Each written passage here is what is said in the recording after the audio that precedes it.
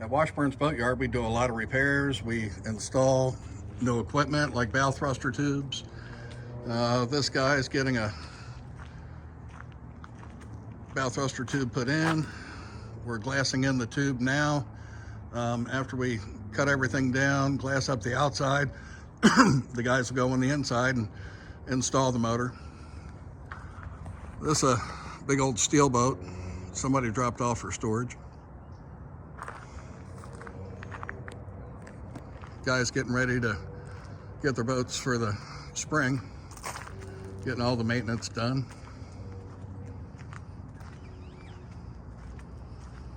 We should start launching boats in about 3 weeks. That's when everybody seems to want their boat, the last week of March, first week of April.